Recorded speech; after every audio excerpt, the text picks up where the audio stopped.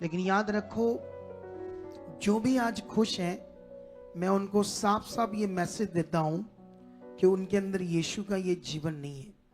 और वचनों को पढ़ाएंगे, इधर से पढ़ाएंगे, उधर से पढ़ाएंगे, पता नहीं कितने पढ़ा देंगे, मेरे ऊपर भी बोल देंगे कई लोग। बोलने दो, जो बोल दें, जो सही है हम सही करेंगे, क्योंकि मैं चाहता हूं कि वो बाहर आए। मैं चाहता हूं परमेश्वर उस पर दया करे। उसके छोटे छोटे बच्चे हैं। दोस्तों, अगर मैं किसी में कमियां निकालूं और किसी के ऊपर दोष लगाऊं तो ये बहुत ही आसान काम होगा, क्योंकि ये काम शैतान की ओर से आता है। क्योंकि आज आप जानते हैं कि आज जो प्रॉफिट बजेंद्र जी हैं, उनके ऊपर जब ऐसे आरोप लगाए गए हैं, जब उन्हें जेल में डाल दिया गया है, जब उनको उम्र कैद की सज़ा सुना दी गई है, तो आज बहुत से लोग हैं, मैं अन्य जातियों की बात नहीं कर रहा हूँ, मैं बात कर रहा हूँ उन विश्वासियों की जो अपने आप को कहते हैं कि मैं एक क्रिश्चियन व्यक्ति हूँ, मैं प्रभु यीशु मसीह को फॉलो करता हूँ, और कहीं ना कहीं उस खुदा के दास की निंदा कर रहे हैं, उसको गलत बोल रहे हैं, बुरा भला बोल रहे हैं, और इस बात का बिल्कुल भी उनके अंदर डर है नहीं कि परमेश्वर मुझे देख रहा है, क्योंकि परमेश्वर न्याय करने वाला मैं नहीं हूँ। लेकिन दोस्तों, आज की इस वीडियो में परमेश्वर के दास सुखपाल राणा जी ने किस तरीके से प्रॉफिट बजेंद्र जी के लिए प्रार्थना की और कहीं ना कहीं उनका दिल सच में टूटा, जो कि इस वीडियो में देखने को मिला है। मैं चाहता हूं पहले आप इस वीडियो को देखें, फिर आगे हम लोग बात करने वाले हैं दोस्तों। और सुनो,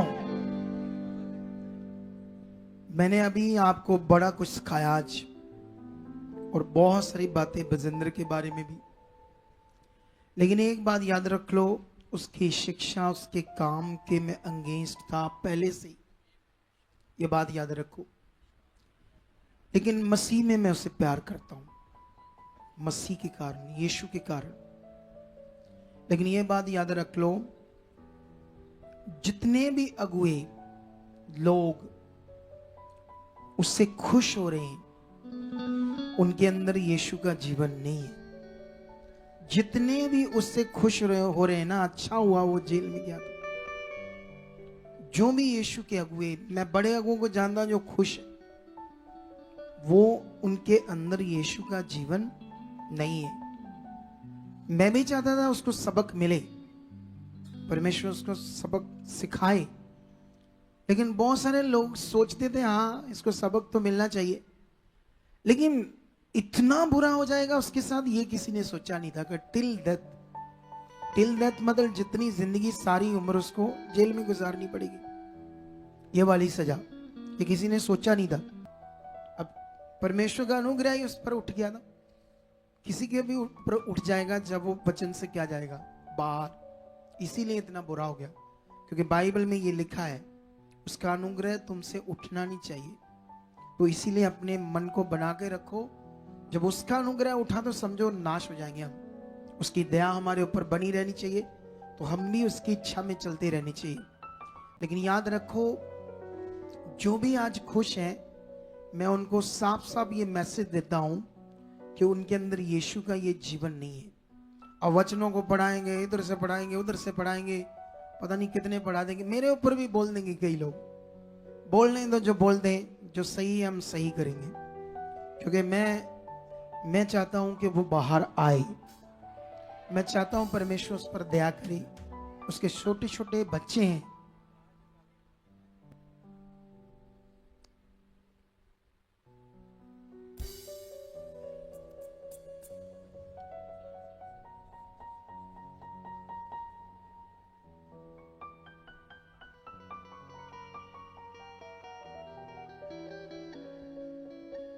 Go worship.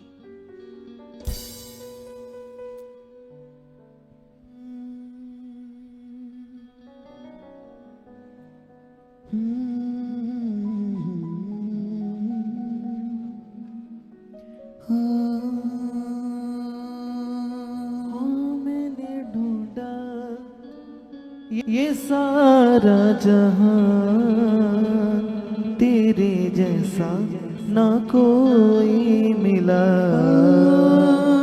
मैंने ढूंढा ये सारा जहां, यीशु जैसा मैंने ढूंढा ये सारा जहां, यीशु जैसा ना कोई मिला।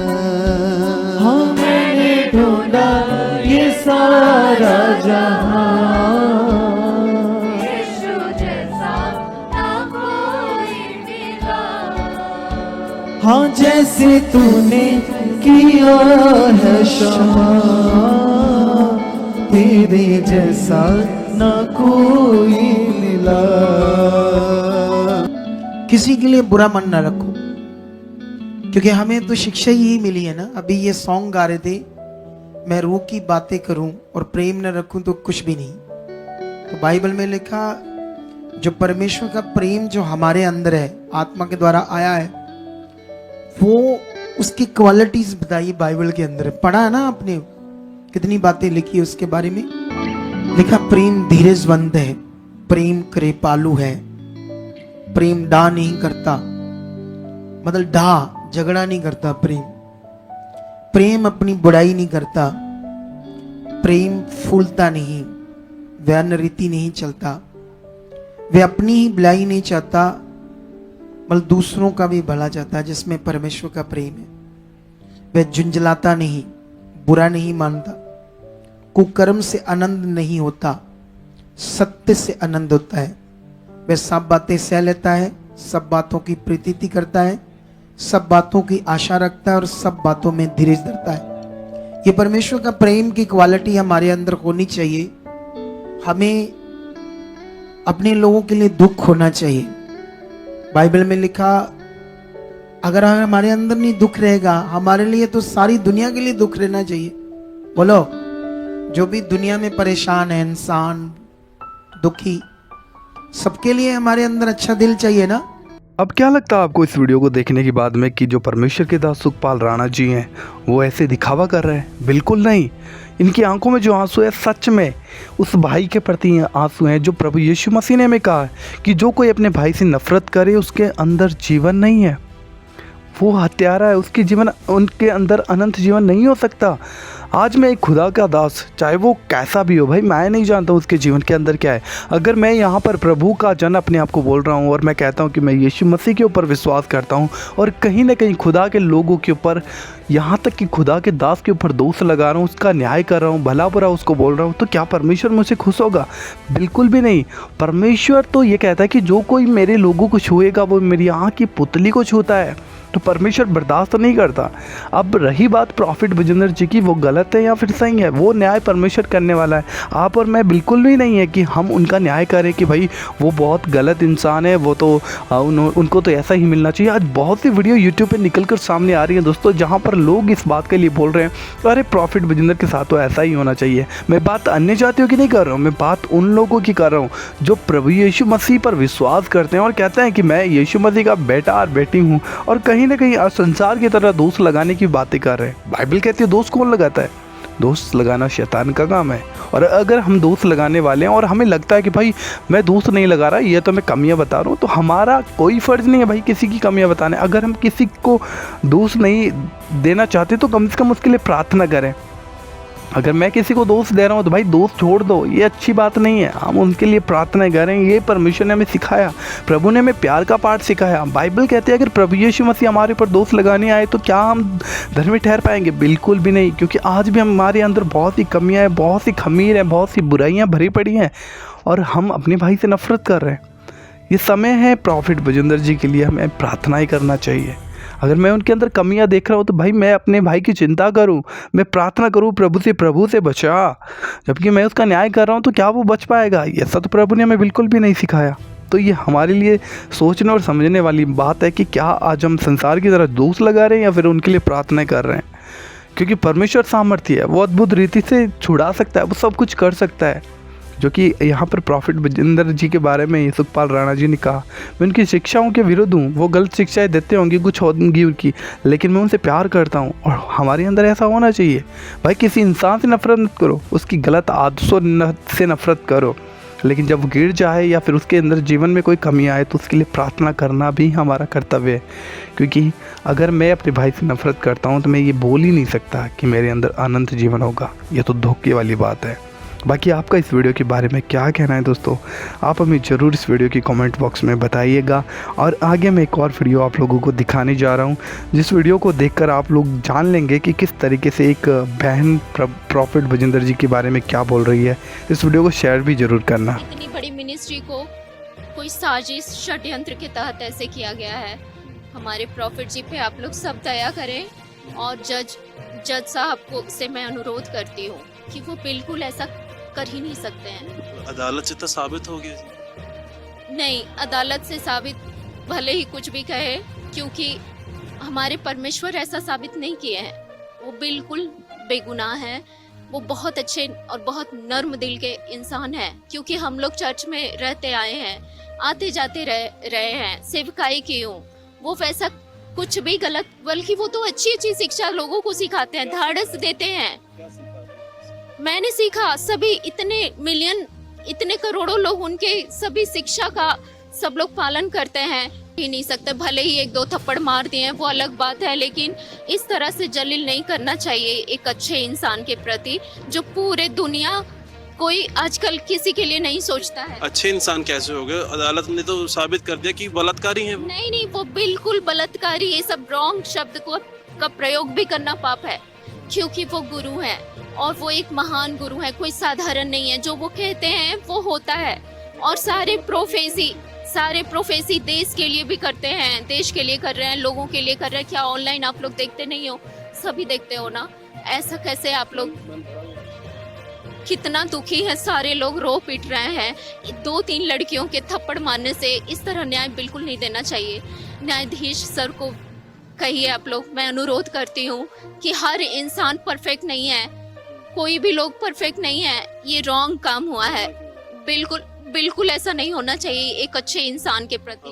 जो उन्होंने फैसला सुनाया, उम्र क्या करना सारी उम्र वो जेल में रहेंगे? नहीं, जेल में नहीं रहेंगे, क्योंकि वो ऐसे हैं ही नहीं।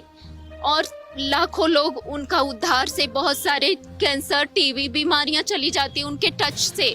उनके हाथ में जस है, आप लोग समझिए थोड़ा। और इस तरह से बेगुनाह को ऐसे इस तरह सजा बिल्कुल नहीं देना चाहिए। बहुत बड़ी साजिश लगती है, क्योंकि ये बहुत बड़ी मिनिस्ट्री है। और सभी, मैं विरोधियों से भी अनुरोध करती हूँ कि उन पे दया करिए। आप लोग इस तरह से एक नबी को अपमानित मत करिए। और प्लीज़ उनकी तरफ से अगर थप्पड़ लगाए या मारे तो मैं माफ़ी मांगती हूँ। वो दीदी लोग से भी मैं माफ़ी मांगती हूँ कि जो भी वो कुछ गलती भी हुआ। थप्पड़ नहीं, अभी तो वो तो टच ही नहीं करते हैं लड़कियों को, वो टच ही नहीं करते हैं। वो आशीष देते हैं, आशीर्वाद देते हैं। क्या मेडिकल लाइन में पूरे शरीर को ओपन करके क्या हम लोग सर्जरी नहीं सीखते हैं ना? इतना। और फिर कोर्ट भी तो लिव इन रिलेशनशिप क्या क्या कानून बनाते हैं, और फिर इस तरह से गुनाह बताते हैं। ये सब रॉन्ग है। वो ये सब में रहते ही नहीं है, वो सीधा ऑनलाइन पे रहते हैं। और सीधा चंडीगढ़ और जालंधर, आप लोग सब ऑनलाइन देखिए उनका। वो कितने अच्छे इंसान है कि उनको 1 मिनट फुर्सत नहीं है। हम लोग को लाइन लगाना पड़ता है उनके हाथ रखने के लिए। वो ये सब भला क्यों करेंगे? लफंगे वाले काम तो लफंगे लड़के लोग, उनका चेहरा सही दिख जाता है। उनका चेहरा देखिए तो सही कि कितने दयालु हैं। उनके फैमिली देखिए। आप लोग इस तरह से, न्यायाधीश से मैं अनुरोध करती हूँ, मैं जज साहब से अनुरोध करती हूँ कि ऐसा वो बिल्कुल जजमेंट कैंसिल करें, क्योंकि बहुत पाप लगेगा सबको बहुत बड़ा प्रकोप लगेगा। जज साहब ने फैसला लिया है, कोई सबूत थे तभी तो लिया है। सबूत की बात नहीं होती है। एक आत्मा है, होली स्पिरिट भी कुछ अगुवाई करती है। क्या उनमें जज साहब के अंदर होली स्पिरिट काम नहीं किया?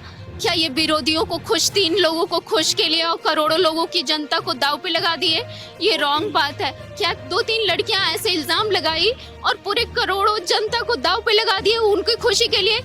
आप तो लड़की हो, लड़की के साथ बदतमीजी या कुछ हुआ, आपको तो लड़की का साथ देना नहीं। उनके सेवक चेले लोग ही धोखेबाज निकल गए, जिन पे वो विश्वास किए वही धोखा दे दिए, क्योंकि यीशु मसीह के भी चेले इसी प्रकार किए थे। लेकिन प्लीज मैं बहुत अनुरोध करती हूँ जज साहब से कि उनके फैमिली को और लोग तो यहाँ तक लिख रहे हैं कि अगर बजिंदर में पावर है तो खुद को बचा लेना चाहिए था। हाँ, बिल्कुल पावर है। परमेश्वर बचाएंगे, उनको बचाएंगे, लेकिन ये उम्र कैद की सजा कभी नहीं देना चाहिए था।